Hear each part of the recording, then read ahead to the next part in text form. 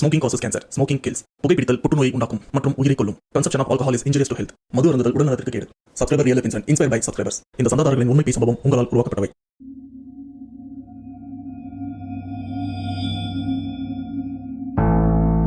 Hi வணக்கம், welcome to our channel back to revenge. And my dear Malayali நண்பர்களே, உங்க எல்லாருக்குமே இனிய ஓணம் பண்டிகை நல்வாழ்த்துக்கள். சப்ஸ்கிரைபர் ரியல் லைஃப் இன்சிடென்ட்ல இன்னைக்கு உங்களுக்காக இல்ல ஆல்ரெடி ஒரு பெண்டிங் இன்சிடென்ட் இருக்கு.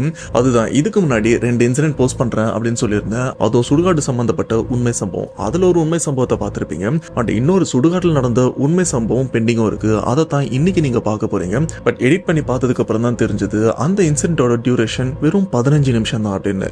சரி, 15 நிமிஷம்லாம் போட்டால் கண்டிப்பாக காண்டாயிருவீங்க அப்படின்னு தான் உங்களுக்கு அடிஷ்னலாக இன்னொரு இன்சிடென்ட்டும் சேர்த்திருக்கேன். ஸோ சண்டே அதுவுமா 2 இன்சிடென்ட்டை கேட்டு கொஞ்சம் ஹாப்பியாக தூங்குங்க. அண்ட் வழக்கம் போல அந்த 2வது சொல்ல போகிற இன்சிடென்ட்டுக்கும் சொல்யூஷன் என்ன அப்படின்னு ஸோ தயவு செஞ்சு வீடியோ ஸ்கிப் பண்ணி பார்க்காம ஃபுல்லாக பார்த்தீங்கன்னா தான் உங்களால் முடிஞ்ச வரைக்கும் அந்த ஃபேமிலிக்கு இப்போவும் மரண பீதியில் இருக்கிற அந்த ஃபேமிலிக்கு ஒரு சொல்யூஷன் சொல்ல முடியும். ஸோ ரெடியாக இருங்க. அதுக்கு முன்னாடி இந்த மாதிரி பேசும்போது உங்கள் லைஃப்பில் நடந்திருக்கா? அப்படி நடந்ததுன்னா அது நீங்கள் என்கிட்ட ஷேர் பண்ணணும்னு நினச்சிங்கன்னா டிஸ்பிளேல தெரியுற இந்த வாட்ஸ்அப் நம்பருக்கு உங்க லைஃப்ல நடந்த அந்த பீஸ் சம்பவத்தை ஒரு வாய்ஸ் நோட்டா ஷேர் பண்ணுங்க. அப்படி ஷேர் பண்ணது உண்மை சம்பவம் உண்மையிலேயே தெரிலிங்க அதனா கண்டிப்பா நம்ம சேனல்ல போஸ்ட் பண்றேன். சோ ஓரா பேசாம வீடியோல போலாம். நீங்க நம்ம சேனல் போஸ்ட் மறக்காம சேனல் சப்ஸ்கிரைப் பண்ணுங்க, பெல் பட்டன் கிளிக் பண்ணுங்க. இப்ப நம்ம வீடியோல போலாம்.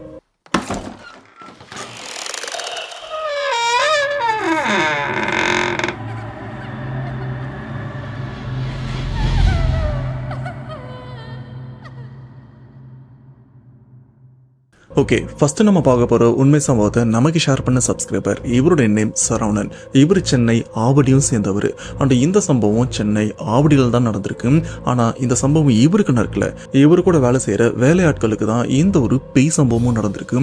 அதுவும் எங்கன்னு பாத்தீங்கன்னா ஒரு சுடுகாட்டுல. இதுல இந்த சம்பவத்தை நமக்கு ஷேர் பண்ண சரவணன் இவரு இந்த சிவில் ஒர்க், கன்ஸ்ட்ரக்ஷன் ஒர்க், இது மட்டும் இல்லாம இந்த எலக்ட்ரிக்கல் வேலை, அதாவது ஒரு வீடு ஒரு பில்டிங் கட்டுறதுக்கு என்னென்ன விஷயம்லாம் அடிப்படையா தேவைப்படுமோ அதுக்கான வேலையும் தெரியும். அதுக்கான வேலை ஆட்களையும் இவருக்கு ரொம்பவே நல்லா தெரியும். அதுக்கேற்ற மாதிரி சரவணன் இவரும் தமிழ்நாடு அண்ட் தமிழ்நாடை சுத்தி இருக்கிற மற்ற மாநிலங்கள்ல இந்த கன்ஸ்ட்ரக்ஷன் ஒர்க், எலக்ட்ரிக்கல் ஒர்க் அப்படின்னு நிறைய வேலையும் கிடைக்கும். அதை ஆட்களை வச்சு சிறப்பா இவரும் செஞ்சுட்டு தான் இருந்திருக்காரு. எந்த பிரச்சனையுமே இல்லை. ஆனா சமீபத்துல பாத்தீங்கன்னா சென்னை ஆவடியில இவருக்கு ஒரு வேலையும் வந்திருக்கு. ஆனா அந்த வேலையை இவரால் பண்ண முடியல. ஏன்னா ஆல்ரெடி நிறைய வேலை பெண்டிங் இருக்கிறதுனால இவருக்கு கீழே கிட்டத்தட்ட 20 வேலையாட்களும் இருந்துட்டு இருக்காங்க. அதுல கொஞ்சம் பேரும் அந்த வேலையை பண்ண சொல்லி அனுப்புறாங்க. அது என்ன வேலை அப்படின்னு பாத்தீங்கன்னா, இப்ப நார்மலா வீடு கட்டுறதா இருந்தா உயிரோட இருக்கிற நம்ம வாழ்வோம். ஆனா அந்த வீடு பாத்தீங்கன்னா சிறப்பா இறந்து போனவங்களுக்காக கட்டுற வீடு, அதுதான் சமாதி. அதுவும் சென்னை ஆவடி சரௌண்டிங்ல இருக்கிற ஒரு சுடுகாட்டுல சமாதி கட்டுறதுக்கான வேலை சரவணன் இவருக்கும் வருது. சரவணன் இவரும் ஆரம்பத்துல யோசிக்கிறாரு, மற்ற விஷயமா இருந்தா ஈஸியா நம்ம பண்ணிடலாம். ஏதாச்சும் பில்டிங் கட்டுறதா இருந்தா இல்ல வீடு கட்டுறதா இருந்தா ரொம்பவே ஈஸியா கண்ணை மூடிட்டு ஓகே சொல்லிட்டு வந்துடலாம். பட் இந்த இடத்துல சுடுகாட்டுல சமாதி கட்ட சொல்றாங்களே, இந்த வேலையை நம்ம எடுத்து பண்ணலாமா வேணாமா? இன்கேஸ் இந்த வேலையை தனிப்பட்டு நான் பண்ணலனாலும் என்ன சார்ந்து என் கீழே வேலை செய்யறவங்களை வச்சு நான் பண்றதா இருந்தாலும் அவங்களுக்கு இதன் மூலியமா ஏதாச்சும் பிரச்சனை வருமா அப்படின்னு பல கோணங்கள்ல சரவணன் இவரும் யோசிக்க ஆரம்பிக்கிறாரு. கடைசியா யோசிச்சதுக்கு அப்புறம் சரி, சுடுகாட்டுல இறந்து போனவங்களுக்காக தானே நாம சமாதி கட்டுறோம், இதுல என்ன பிரச்சனை வரப்போகுது அப்படின்னு இவரும் இவருடைய வேலையாட்கள்ல ஒரு சில பேரும் எப்பா ஆவடி பர்டிகுலர் ஏரியால இருக்கிற சுடுகாட்டுல சமாதி கட்ட வேண்டியிருக்கு, நீங்க ஒரு 3ல இருந்து 4 பேர் அந்த வேலையை முடிச்சிட்டு வாங்க அப்படின்னு சரவணன் இவரும் சொல்றாரு. அண்ட் அந்த வேலைக்கு போறதுக்கு முன்னாடி சரவணன் ஒரு சில விஷயங்களும் சொல்றாரு. அது என்னன்னா, இப்ப நீங்க போறது சுடுகாட்டுல சமாதி கட்டுறது.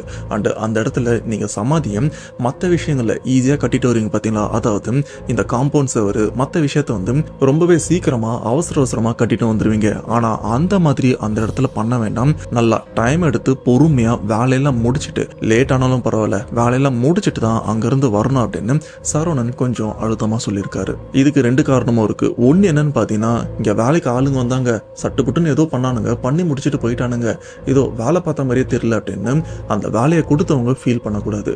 இன்னொரு விஷயம், நம்ம பண்ற வேலையை வந்து கரெக்டா பர்ஃபெக்டா பண்ணி முடிக்கணும் அப்படின்னு அந்த வேலையை நிறுத்தி நிதானமா பண்ண சொல்லியிருக்காங்க.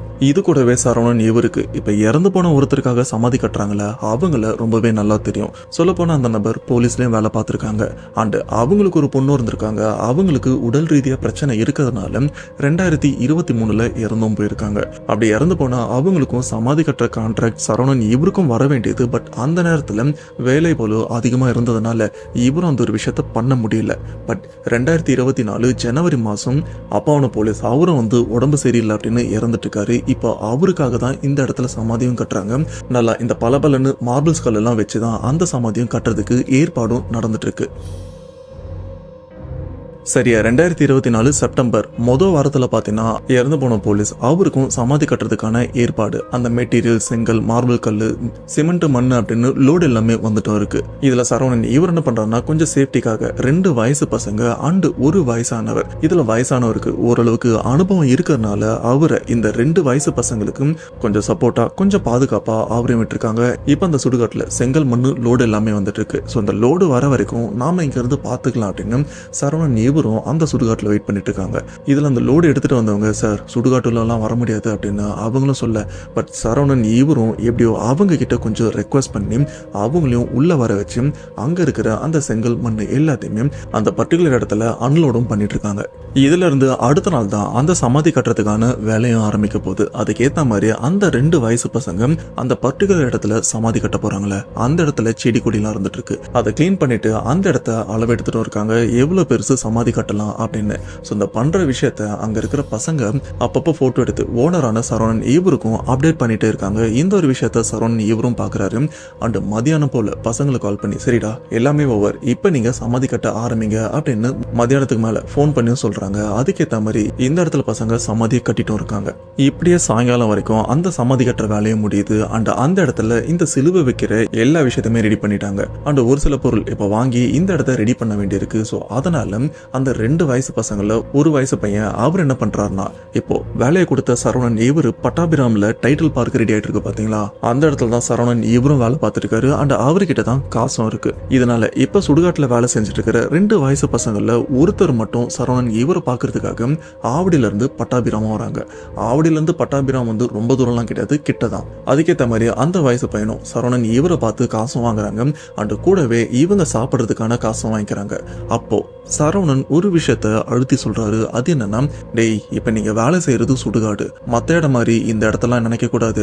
அண்டு இப்ப நீ போகும்போது சாப்பாடு வாங்கிட்டு போகணும்னு தான் காசு வாங்கியிருக்க, தயவு செஞ்சு அந்த இடத்துல இந்த நான்வெஜ் ஐட்டம் எதுவுமே வாங்கிட்டு போகாத. வாங்கிட்டு போனோம்னா எக்கு தப்பா ஏதாச்சும் பிரச்சனை வரப்போகுது. ஸோ அதனால இன்னைக்கு ஒரு நாள் மட்டும் சைவ சாப்பாடு எதனா சாப்பிடுங்க, அப்படி அசைவம் தான் சாப்பிடணும் அப்படின்னு தோணுச்சுன்னா வேலையெல்லாம் முடிச்சுட்டு போகும்போது சாப்பிடுங்க அப்படின்ற ஒரு விஷயத்தையும் சொல்ல, அதுக்கேற்ற மாதிரி இந்த வயசு பையனும் சரி அப்படின்ற மாதிரி தலையாட்டிட்டு இந்த இடத்தை விட்டும் கிளம்புறாங்க.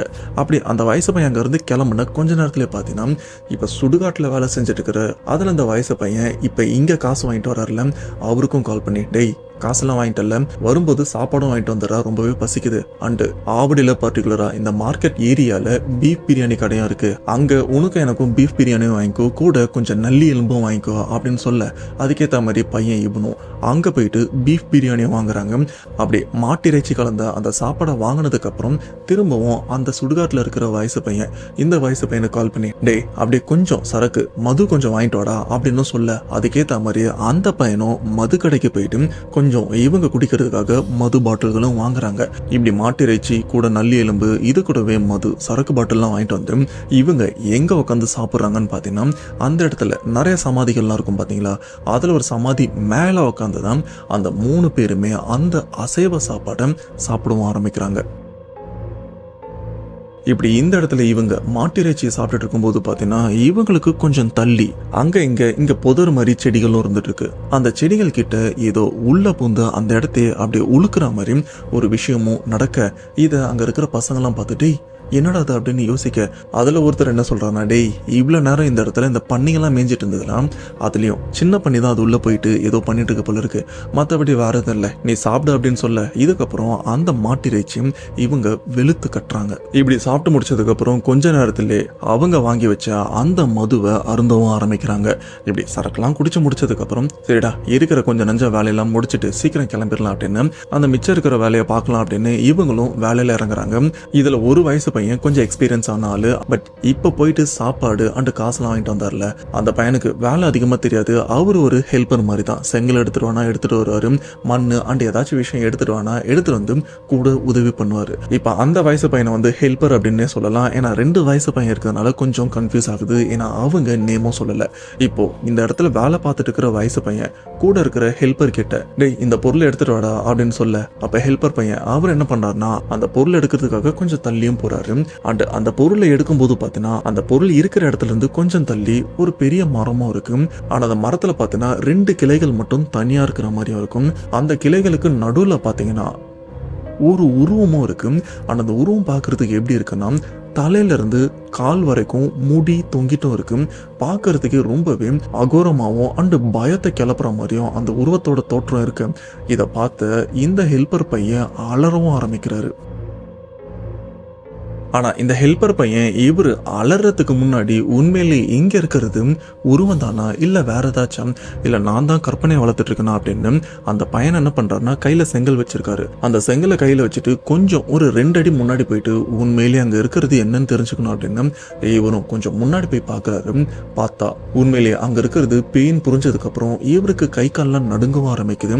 அண்ட் இந்த சைட்ல அந்த வயசு பையன் அவரும் டேய் அந்த செங்கல் எடுத்துட்டு வாடா வேலையை முடிச்சுட்டு கிளம்பலாம் அப்படின்னு சொல்ல, பட் அங்க போன அந்த பையன் கிட்ட இருந்து எந்த ரெஸ்பான்ஸுமே இல்லை. ஆனா இந்த வயசு பையன் அந்த ஹெல்ப்பரை பாக்குற தூரத்துல தான் இவங்க 2 பேரோட இடைவெளியும் இருந்துட்டு இருக்கு. அண்ட் இங்க வேலை பார்த்துட்டு இருக்கிற இந்த வயசு பையனும் யோசிக்க ஆரம்பிக்கிறாரு, என்ன இவன் அங்க எதையோ பார்த்துட்டு இருக்கான் அப்படின்னு. இவரும் டேய் நான் இங்க செங்கலை கேட்டுட்டு இருக்கேன், நீ என்னடா அங்க பண்ணிட்டு இருக்க அப்படின்னு அங்க வேலையெல்லாம் விட்டுட்டு அங்க இருந்து நடந்து வராரு. நடந்து வந்து இப்ப ஹெல்ப்பரா இருக்கிற இந்த பையன் இவனை திட்டிக்கிட்டு இவன் எங்கடா பாக்குறான் அப்படின்னு பார்த்தா இவர் அந்த மரத்தை பார்த்துட்டு இருக்கிறது கிளியரா தெரியுது. அண்ட் அந்த மரத்தை கொஞ்சம் ஃபோக்கஸ் பண்ணி பார்க்கும்போது தான் அந்த மரத்துல ஒரு அகோரமான உருவம் இருக்கிறத பார்த்து இவங்க 2 பேரும் வெடவெடுத்து போயிடுறாங்க. இந்த ஒரு விஷயம் வெளியில ரோட்ல இல்லைன்னா ஏதாச்சும் காட்டு பகுதியில் நடந்திருந்தா அலறி அடிச்சுட்டு வரலாம். பட் இவங்க இருக்கிறது சுடுகாடு, எந்த பக்கம் திரும்பினா எது கிளம்பும் அப்படின்னு இவங்களுக்கு ஒரு பயமும் வர ஆரம்பிக்குது. இதுல கொஞ்சம் மெச்சூரா இருக்கிற அந்த வயசு பையன் கூட ஹெல்பிங்க்கு இருக்கிறாருல அந்த பையனை அப்படியே டே இங்க இருந்து வந்துரு வெளில போயிடலாம் அப்படின்னு அவரு அப்படியே பொறுமையா இந்த இடத்த விட்டு கூட்டிட்டு அப்படியே சுடுகாட்டுக்கு கொஞ்சம் வெளியிலயும் வராங்க. அண்ட் இந்த இடத்துல நீங்க யோசிப்பீங்க, எப்பா கூட ஒரு வயசானவர் இருந்தார்ல அவரு எங்க அப்படின்னு கேட்டீங்கன்னா அந்த பர்டிகுலர் சமயம் அந்த வயசானவர் அங்கேயும் இல்லை, மற்ற வேலை விஷயமா அவர் இந்த இடத்த விட்டு வெளியிலயும் போயிட்டு இருக்காரு. சுடுகாட்டுல 2 வயசு பசங்க மட்டும் தான் இருக்காங்க. அண்ட் இவங்க தான் அந்த பெண்டிங் வேலையும் பார்த்துருக்காங்க. இப்ப 2 பேருமே சுடுகாட்டை விட்டு வெளியில வந்ததுக்கு அப்புறம் முதல் வேலையா சரவணன் அவருக்கும் கால் பண்ணி நடந்த விஷயத்தையும் சொல்றாங்க. ஆனா அந்த ஒரு விஷயத்தை கேட்ட சரவணன் அவரும் கொஞ்சம் அதிர்ச்சி அடைகிறாரு. என்னடா இன்னும் நைட்டு நடுராத்திரி கூட ஆகல, சொல்ல போனா இது ஆல்மோஸ்ட் பகல் வேலை தான், இப்பவே இந்த இடத்துல இந்த மாதிரி நடக்குதுன்னு சொல்றாங்களே, சரி டேய் நீங்க என்ன பண்ணீங்க அப்படின்னு சரவணன் இவரும் கேட்க, அப்ப அந்த 2 வயசு பசங்களும் என்ன பண்ணாங்க அப்படின்ற ஒரு விஷயத்தையும் சொல்லிடுறாங்க. அது என்னன்னா அந்த மாட்டிறைச்சி பிரியாணி கூட நல்லி எலும்பு இது கூடவே கொஞ்சம் மது சாராயம் இது எல்லாத்தையுமே வாங்கிட்டு வந்து இங்க இருக்கிற சமாதி மேல உட்காந்துதான் இவங்களும் சாப்பிட்டுருக்காங்க. ஆல்ரெடி சாப்பாடு வாங்குறதுக்கு முன்னாடியே சரவணன் இவரும் கொஞ்சம் எச்சரிச்சிருப்பாரு இந்த மாதிரி விஷயத்த இந்த இடத்துல பண்ணக்கூடாது அப்படின்னு. ஆனா அதே மாரி இந்த பசங்க இந்த இடத்துல இந்த விஷயத்தையும் பண்ணிருக்காங்க. பட் அதெல்லாம் மறைக்காம வெளிப்படையா நாங்க அதெல்லாம் பண்ணோம் அப்படின்னு சரவணன் கிட்டே ஒத்துக்கிட்டாங்க. உடனே சரவணன் இவர் என்ன பண்றாருன்னா அவரு கூட இன்னொரு வயசானவர் கார்பெண்டர் வேலையும் செய்யறாரு. அந்த வயசான தாத்தா கிட்ட விஷயமும் சொல்ல, அப்பதான் அந்த வயசான தாத்தா ஒரு விஷயத்தையும் சொல்றாரு. அது என்னன்னா, சரவணா இந்த மாதிரி சுடுகாட்டுல சமாதி கட்டுறது அந்த சுடுகாடு சம்பந்தப்பட்ட எந்த வேலை வந்தாலும் எடுத்தோம் கவுத்தோம் அப்படிலாம் பண்ண முடியாது. பிகாஸ் நீ வெளியில பண்ற வேலை வேற, சுடுகாட்டுல பண்ற வேலை வேற. அண்ட் நீ சுடுகாட்டுல ஒரு விஷயம், அது சுடுகாட்டோட மதில் சுவரா இருக்கலாம், இல்ல உள்ள கட்டுற சமாதியா இருக்கலாம், ஏன் சுடுகாட்டுல கேட்டு வைக்கிற கான்ட்ராக்டா கூட இருக்கலாம். இந்த மாதிரி விஷயத்த பண்ணும்போது நீ ரொம்பவே தெளிவா இருக்கணும். அதுக்கு முன்னாடி இப்போ உனக்கு இந்த மாதிரி ஒரு கான்ட்ராக்ட் வந்ததுன்னா நீ முதல்ல அந்த சுடுகாட்டுக்குள்ள போன உடனே அந்த சுடுகாட்டுல ஒரு காவல் தெய்வமும் இருக்கும். அது வேற யாருமே இல்ல, ஹரிச்சந்திரன். அண்ட் மோஸ்டா நிறைய சுடுகாட்டுல பாத்தீங்கன்னா வாசல்ல ஹரிச்சந்திரன் கோவிலும் வச்சிருப்பாங்க சின்னதா. அண்ட் நீங்க அந்த சுடுகாட்டுக்குள்ள போயிட்டு ஏதாச்சும் வேலை பண்றதா இருந்தீங்கன்னா அந்த ஹரிச்சந்திரன் அவருக்கு ஒரு படையில போட்டு இந்த மாதிரி நாங்க ஊரை விட்டு குடும்பத்தை விட்டு இந்த இடத்துல இந்த வேலை பார்க்கறதுக்கும் வந்திருக்கோம், ஸோ எங்களுக்கும் எங்களை சார்ந்தவங்களுக்கும் எந்த பிரச்சனையுமே வராம நீங்க தான் எங்களை பாதுகாக்கணும் அப்படின்னு வேண்டிக்கிட்டு உள்ள போகணும். உள்ள போனது மட்டும் இல்லாம நீங்க யாருக்காக சமாதி கட்டுறீங்களோ அவங்களுக்காகவும் சின்னதா ஒரு படையலும் போடணும். அந்த படையில போட்டுட்டு அவங்ககிட்டயும் நீங்க கொஞ்சம் வேண்டணும், உங்களுக்காக தான் நாங்க இந்த சமாதி கட்டுறோம், இன்கேஸ் இங்க ஏதாச்சும் தப்பு நடந்ததுன்னா எங்களை மன்னிச்சிடுங்க அப்படின்னு இந்த மாதிரி ஃபார்மாலிட்டிஸ்லாம் நீங்க முடிச்சதுக்கு அப்புறம் தான் அங்க வேலையிலே நீங்க கையை வைக்க வேண்டியிருக்கும். ஆனா இதுல ஏதாச்சும் ஒரு விஷயமாச்சும் நீங்க பண்ணீங்களா அப்படின்னு கேட்க சரவணன் ஈவரும் இல்லைங்க, அப்படிப்பட்ட விஷயம் எனக்கு தெரியவும் தெரியாது, நாங்களும் அதை பண்ணல அப்படின்னு சொல்றாரு. இதனால சரவணன் ஈவர் என்ன பண்றாருன்னா உடனே டைட்டில் பார்க்ல வேலை செஞ்சுட்டு இருக்கிற அந்த வேலையை அப்படியே விட்டுட்டு இந்த பெரியவரையும் கூட்டிட்டு அந்த 2 வயசு பசங்களையும் கூட்டிட்டு மறுபடியும் அந்த சுடுகாட்டுக்கு போலான்னு இருக்காரு.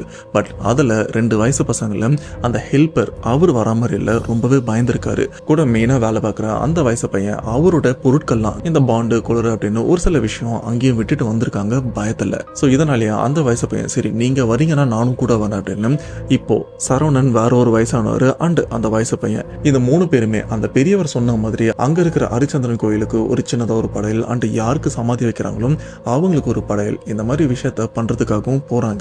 அதுக்கேற்ற மாதிரி அந்த விஷயத்தெல்லாம் பண்ணி முடிச்சதுக்கு அப்புறம் தான் அங்க பெண்டிங் இருக்கிற ஒரு சில வேலைகள்லாம் செஞ்சு முடிக்கிறாங்க. அப்போ அந்த இடத்துல எந்த பிரச்சனையுமே இல்லை, ரொம்பவே சாதாரணமா சரி வந்துட்டீங்க இந்த வேலையை நீங்க செஞ்சுட்டு போங்க அப்படின்னு அங்க இருக்கிற ஆன்மாக்கள் அமைதியா இருந்திருக்கு. இந்த விஷயத்த நான் சொல்லல, அவங்களே சொல்லியிருக்காங்க. இதுக்கப்புறம் சரவணன் இவரும் அந்த பசங்க வேலை செஞ்சதுக்கு ஏற்ற மாதிரியா அவங்களுக்கு சம்பளமும் கொடுக்குறாங்க, கூட கொஞ்சம் திட்டம் கொடுக்குறாங்க. அது என்னன்னா இந்த மாதிரி விஷயத்த பண்ணக்கூடாதுன்னு நான் ஆரம்பத்திலே வார்ன் பண்ணேன், ஆனா அதையும் மீறி நீங்க இந்த ஒரு விஷயத்த பண்ணிருக்கீங்க, இப்ப பிரச்சனை மாட்டேன் அந்த பிரச்சனை பெருசா இருந்ததுன்னா இங்க யாரோட தலை உருளும், இதோ பிரச்சனை ஆரம்பத்திலே முடிஞ்சதுனால நல்லதா போச்சு, இதே பெருசா இருந்ததுன்னா என்னென்ன ஆயிருக்கும், இதுக்கப்புறமாச்சும் இந்த மாதிரி விஷயத்த பண்ணாதீங்கடா சீரியஸா இருங்க அப்படின்னு பசங்களை திட்டியும் அனுப்புறாரு. அண்ட் இந்த ஒரு விஷயம் சரவணன் அண்ட் அந்த பசங்களுக்கு மட்டும் ஒரு பாடமா இல்ல, இன்கேஸ் ஃபியூச்சர்ல நீங்க ஒரு கன்ஸ்ட்ரக்ஷன் வேலைக்கு போறதா இருந்தீங்கன்னா, குறிப்பா இந்த சுடுகாடு சம்பந்தப்பட்ட ஏதாச்சும் ஒரு வேலைக்கு போறதா இருந்தீங்கன்னா அந்த இடத்துல நிம்மதியா தூங்கிட்டு இருக்கிற அந்த ஆன்மாக்களுக்கு தொந்தரவு இல்லாம அண்ட் முன்கூட்டியே உள்ள போனதுக்கு அப்புறம் அவங்க கிட்ட அனுமதி வாங்கிட்டு அங்க செய்ய வேண்டிய விஷயங்களை செஞ்சீங்கன்னா உங்களுக்கும் பிரச்சனை இருக்காது அண்ட் உங்களை சார்ந்தவங்களுக்கும் பிரச்சனை இருக்காது. இது என்னுடைய ஒரு ஹம்பிள் ரெக்வெஸ்ட். ஸோ இன்கேஸ் இந்த வீடியோ பார்க்குற நீங்க உங்க வீட்டில் யாராச்சும் இந்த மாதிரி கன்ஸ்ட்ரக்ஷன் வேலை இல்லை உங்களுக்கு தெரிஞ்சவங்க யாராச்சும் இந்த கன்ஸ்ட்ரக்ஷன் வேலையில இருந்தாங்கன்னா, குறிப்பா இந்த சுடுகாடு சம்பந்தப்பட்ட வேலை செஞ்சுட்டு இருந்தாங்கன்னா அவங்களுக்கு இந்த வீடியோ ஃபார்வர்ட் பண்ணீங்கன்னா அவங்களுக்கும் கொஞ்சம் ஹெல்ப்ஃபுல்லா இருக்கும். இப்போ இந்த இடத்துல அந்த சுடுகாட்டில் நடந்த சம்பவத்தை பத்தி உங்களோட தாட் என்ன மறக்காம கமெண்ட் பாக்ஸ்ல மென்ஷன் பண்ணுங்க. அண்ட் செகண்ட் இன்சிடென்ட் ஸ்டார்ட் பண்றதுக்கு முன்னாடி நம்ம பிடிஆர் ஃபேமிலிக்கு ஒரு சின்ன அப்டேட். அது என்னன்னு பாத்தீங்கன்னா, இது வரைக்கும் நம்ம பேக் டு ரிவெஞ்ச் சேனல்ல சரியா ஓடாத உண்மை சம்பவங்கள் 10,000 வியூஸ் 15,000 வியூஸ்னு போயிருக்கும். அது இல்லாம சேனல் ஸ்டார்ட் பண்ண ஆரம்ப காலத்துல 2020 இருந்து 2022 வரைக்கும் நிறைய உண்மை சம்பவங்கள் நிறைய பேருக்கு ரீச் ஆகாம அப்படியே கிணத்துல போட்ட கல்லு மாதிரி வெறும் 10,000 15,000 வியூஸ்ல வந்துருக்கு. அப்படிப்பட்ட வீடியோவை ரீபோஸ்டா நம்ம சேனல் பேக் டு ரிவெஞ்ச்ல போஸ்ட் பண்ண மாட்டேன், அதுக்கு பதிலா back to revenge 2 CCTV ghost ஃபுட்டேஜ்லாம் போஸ்ட் பண்ணல. அந்த சேனல்ல இதுக்கப்புறம் நான் ரெகுலரா அந்த ரீபோஸ்ட் வீடியோ எல்லாம் போஸ்ட் பண்றேன். இன்கேஸ் நம்ம சேனலுக்கு புது சப்ஸ்கிரைபர்ஸ் யாராச்சும் இருந்தீங்கன்னா மறக்காம பேக் டு ரிவெஞ்ச் 2 சேனலையும் ஃபாலோ பண்ணுங்க. அப்பதான் நான் ரெகுலரா இதுக்கு முன்னாடி நம்ம சேனலுக்கு வந்த உண்மை சம்பவங்கள் நிறையவே இருக்கு, அது எல்லாமே ரொம்பவே ஹாரரா இருக்கும், அது எல்லாத்தையுமே ரீபோஸ்டா பேக் டு ரிவெஞ்ச் 2ல போஸ்ட் பண்றேன். அந்த பேக் டு ரிவெஞ்ச் 2 சேனலோட லிங்க் நான் டிஸ்கிரிப்ஷன்ல கொடுத்துருக்கேன், மறக்காம சப்ஸ்கிரைப் பண்ணிட்டு அப்படியே பக்கத்துல இருக்கிற பெல் ஐகானை கிளிக் பண்ணிட்டீங்கன்னா நான் போஸ்ட் பண்ற எல்லா வீடியோவும் உங்களுக்கு ஆன் டைம் வரும். சோரா பேசாம இப்போ 2வது இன்சிடென்ட் போயிடலாம். ஓகே, இப்ப 2வதா பார்க்க போற உண்மை சம்பவத்தை நமக்கு ஷேர் பண்ண சப்ஸ்கிரைபர் இவங்க நேம் கீர்த்தனா, இவங்க தமிழ்நாட்டுல இருக்கிற சேர்ந்தவங்க. அண்ட் இந்த சம்பவம் கீர்த்தனா இவங்களுக்கும் இவங்க கணவருக்கும் இவங்க மாமனார் மாமியார் இவங்க 4 பேருக்குமே தான் இந்த ஒரு சம்பவமும் நடந்திருக்கு. அதுவும் 2020 லாக்டவுன்ல ஆரம்பிச்ச அந்த சம்பவம் ஸ்டில் இப்ப வரைக்கும் இவங்க குடும்பத்தை அண்ட் இவங்களையும் பயங்கரமா பாதிச்சுட்டும் இருக்கு. ஸோ நான் ஆரம்பத்தில் சொன்ன மாதிரி இந்த இன்சிடென்ட் நீங்க ஃபுல்லா கேட்டீங்கன்னா இதுக்கான சொல்யூஷன் என்னன்றது நீங்களே கமெண்ட் பாக்ஸ்ல மென்ஷன் பண்ணி அவங்களுக்கு ஹெல்ப் பண்ணலாம். சரியா 2019 இந்த சம்பவத்தை நமக்கு ஷேர் பண்ண கீர்த்தனா இவங்களுக்கு 2017 கல்யாணம் ஆயிருக்கு. அண்ட் கல்யாணம் ஆனதுக்கு அப்புறம் பாத்தீங்கன்னா கீர்த்தனா அண்ட் அவங்க ஹஸ்பண்ட் 2 பேருமே வேலைக்கும் போயிட்டு இருந்திருக்காங்க. அண்ட் இவங்க 2 பேருக்குமே ஒர்க் எக்ஸ்பீரியன்ஸ் எத்தனை வருஷம் அப்படின்னு பாத்தீங்கன்னா, கணவர் இவருக்கு 6 வருஷம் அண்ட் மனைவி இவங்களுக்கு 4 வருஷம். அண்ட் ரொம்ப வருஷமா ஐடி கம்பெனில ஒரே வேலையை செஞ்சுட்டு இருக்கிறது இவங்களுக்கு கொஞ்சம் போர் அடிக்குது. அது மட்டும் இல்லாம வர சம்பளம் ஒரு லெவலுக்கு அப்புறம் ஃபேமிலிக்கு பத்த மாட்டேங்குது அப்படின்றதுனால இவங்க என்ன யோசிக்கிறாங்கன்னா, ஐடி வேலையும் பார்க்கலாம்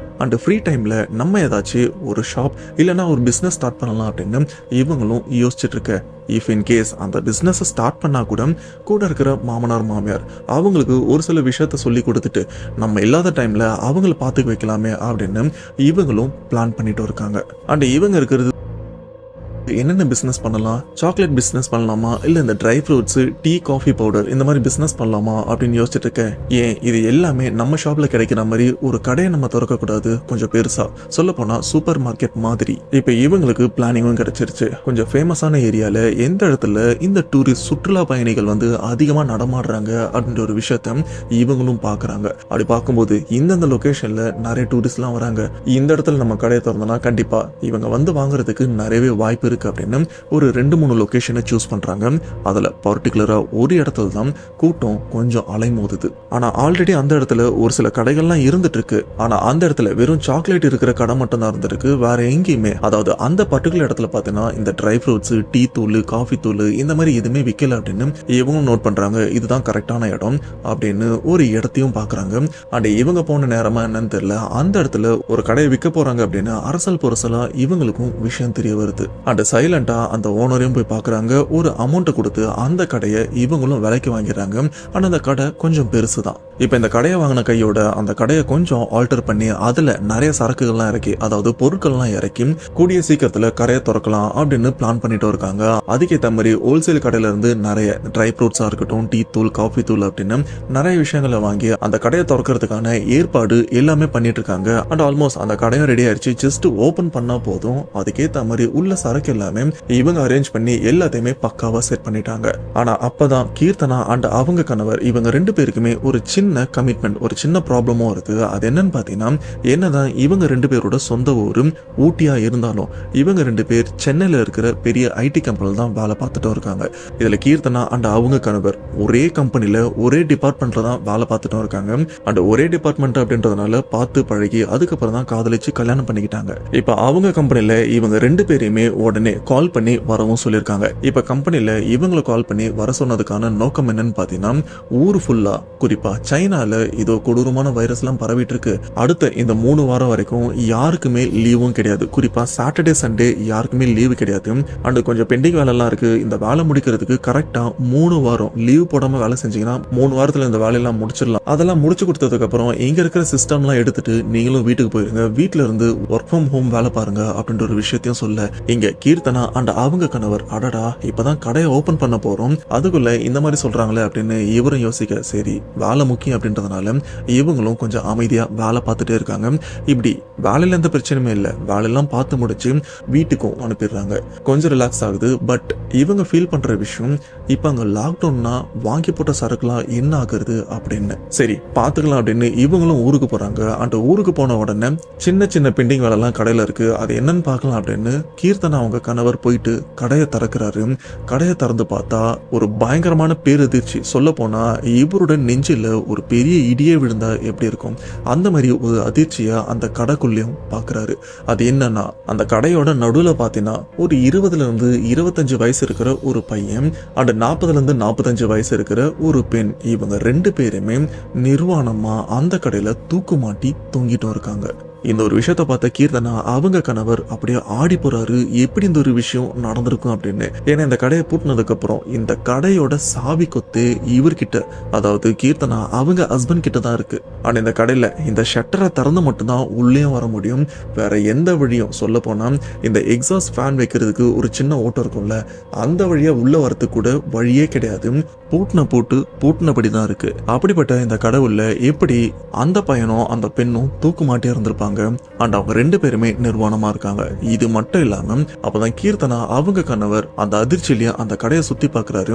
அங்க இருக்கிற பொருள் எதுவுமே கலஞ்ச மாதிரி இல்ல, வெச்சபடிதான் இருக்கு. ஆனா 2 பேர் தூக்கு மாட்டி தொங்கிட்டு இருக்காங்களே, எக்ஸாக்டா அதுக்கு கீழே பாத்தீங்கன்னா இந்த மாந்திரிகம் சம்பந்தப்பட்ட நிறைய பொருட்களும் இருந்துட்டு இருக்கு.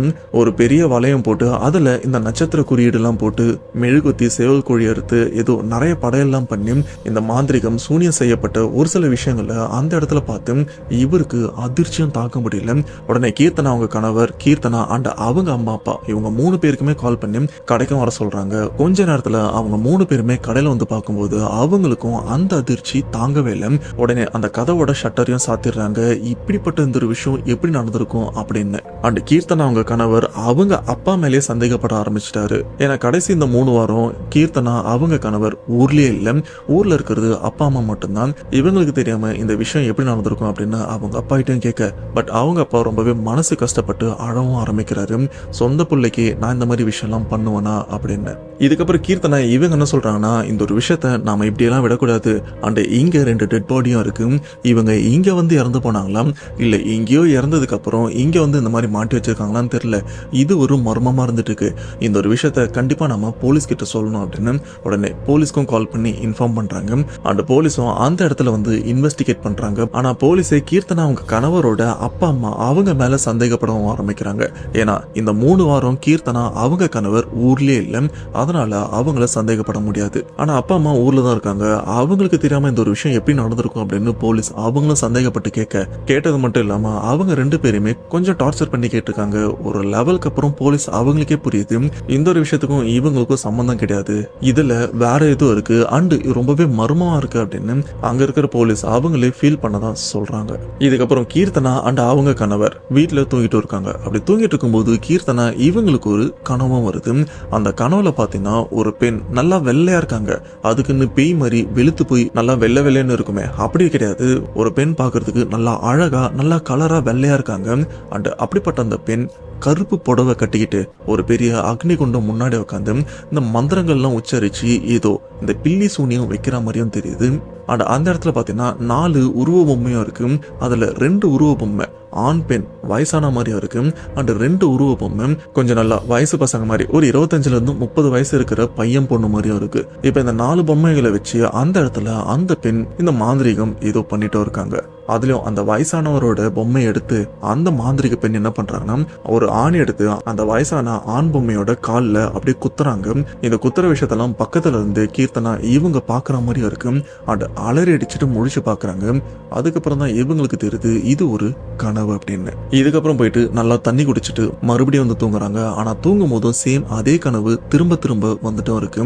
அந்த பொம்மைகள்லாம் வச்சு ஏதோ மாந்திரிகம் பண்றது. ஒரு லெவலுக்கு அப்புறம் கீர்த்தனா இவங்க அந்த தூக்கத்தை விட்டுட்டு கொஞ்ச நேரம் மொபைல நோண்டிட்டு இருக்காங்க. அதுக்கப்புறம் எப்படியோ தூக்கம் வந்து தூங்கிட்டு இருக்காங்க. இப்படி அடுத்த நாளும் வருது. அடுத்த நாள் வந்ததுக்கு அப்புறம் இந்த கடையை எப்படி ஓபன் பண்றது, இன்னும் கேஸ் போயிட்டு இருக்கு அப்படின்னு இவங்களும் யோசிச்சுட்டு இருக்க. அப்போ கீர்த்தனா அவங்க கணவருக்கு ஒரு போன் காலும் வருது. என்னன்னு பார்த்தா ஹாஸ்பிட்டல்ல இருந்து கீர்த்தனா அவங்க கணவரோட அம்மாவும் கால் பண்றாங்க. இந்த மாதிரி அப்பாவுக்கு ஆக்சிடென்ட் ஆயிருக்கு, கொஞ்சம் சீக்கிரம் வா அப்படின்னு. அதுக்கேற்ற மாதிரி இவங்களும் அடிச்சு பிடிச்சுன்னு ஹாஸ்பிட்டலுக்கு போனா அவங்க அப்பாவுக்கு ட்ரீட்மெண்ட்டும் பார்த்துட்டு இருக்காங்க. என்னாச்சுமா அப்படின்னு கேட்டுட்டு இருக்கும்போது, இல்லப்பா வெளியில போயிட்டு வீட்டுக்கு வந்துட்டு இருந்தோம், அப்போ எதிர்க்க இந்த இரும்பு கம்பியெல்லாம் ஏத்திட்டு போற வண்டியை வந்துட்டு இருந்தது. அதுல நிறைய கொஞ்சம் பெரிய பெரிய இரும்பு துண்டுகள்லாம் இருந்துட்டு இருந்தது. ஒரு இடத்துல பள்ளத்துல ஏறி இறங்கும் போது அதுல இருக்கிற ஒரு இரும்பு துண்டு கீழே விழும்போது தெரியாதனமா அப்பா இவரும் அந்த வண்டியை கொஞ்சம் முந்தி அடிச்சுட்டு போலான்னு ட்ரை பண்ணும்போது அந்த இரும்பு கம்பி இவரோட கால்ல சொருவி இந்த பக்கம் சொருவி அந்த பக்கம் வந்துருச்சு. எனக்கு என்ன பண்றதுன்னு தெரியல அப்படின்னு அவங்களும் கை கால் நடுங்க நடந்த விஷயத்த சொல்லும்போது இந்த இடத்துல கீர்த்தனா இவங்களுக்கு தூக்கி வாரி போகுது. உடனே அவங்க மாமியார் கிட்ட அத்தை எந்த காலில் அடிபட்டது அப்படின்னு கேட்கும்போது இடது கால், அதாவது லெஃப்ட் லெக்ல அடிபட்டிருக்குமா அப்படின்னு சொல்லும்போது கீர்த்தனா இவங்களுக்கு இன்னும் அந்த அதிர்ச்சி அதிகமாகுது.